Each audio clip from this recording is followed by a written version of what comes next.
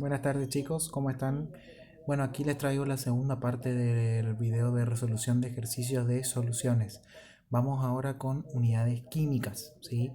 Para empezar a resolver las unidades químicas tenemos que tener en cuenta que vamos a trabajar ahora con la composición química de las sustancias.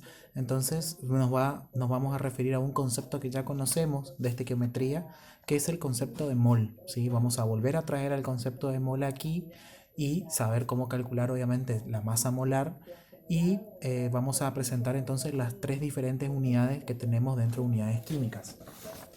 Aquí verán el apunte.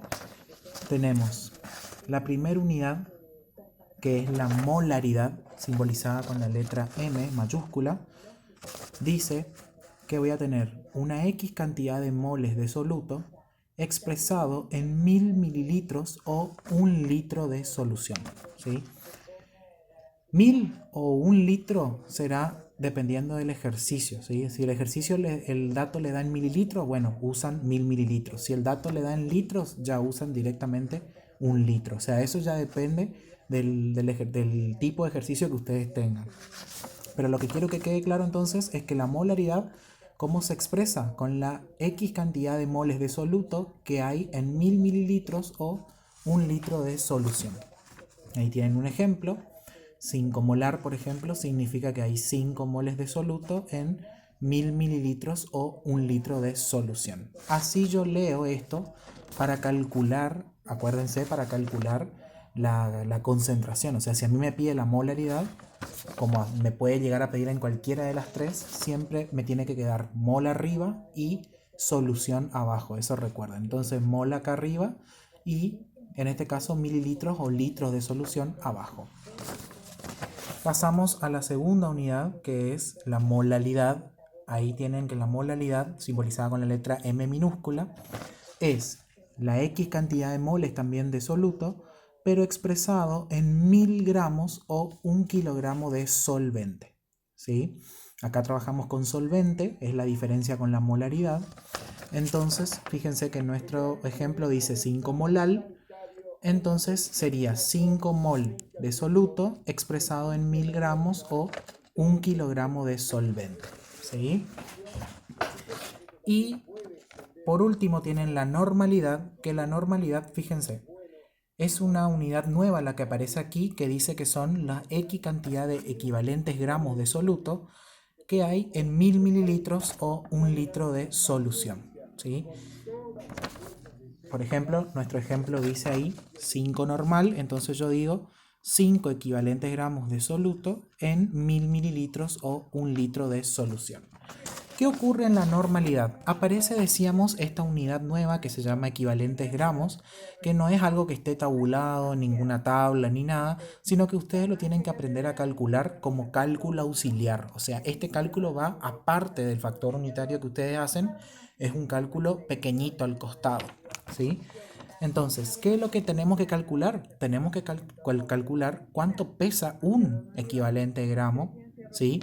Para poder transformar la masa en normal, o sea, en equivalentes gramos y posteriormente poder calcular la normalidad, ¿sí? Para calcular la concentración.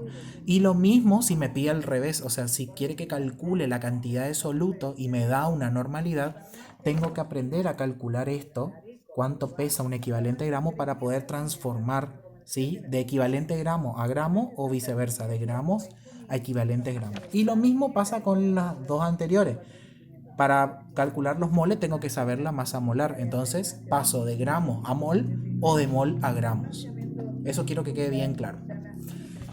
Entonces, tenemos tres formas de calcular el peso de un equivalente gramo. Si es un ácido, tengo que tener en cuenta la masa molecular relativa del ácido dividido el número de hidrógenos que ven en la fórmula del ácido. Para eso ustedes tienen que tener la fórmula química. Y ahí les da el resultado en gramos, o sea, la cantidad de gramos que hay por cada un equivalente gramo. Esto es lo que ustedes van a usar en el factor unitario. Como una fracción sería para poder simplificar lo que necesitan simplificar. Pasamos a el cálculo de un equivalente gramo si tenemos un hidróxido. Fíjense, un equivalente gramo de un hidróxido es también la masa molecular relativa pero del hidróxido dividido el número de iones oxidrilo que ustedes ven en la fórmula, ¿sí? De vuelta le da gramos por cada un equivalente gramo, ¿sí? Acuérdense que este va a ser el dato que van a usar.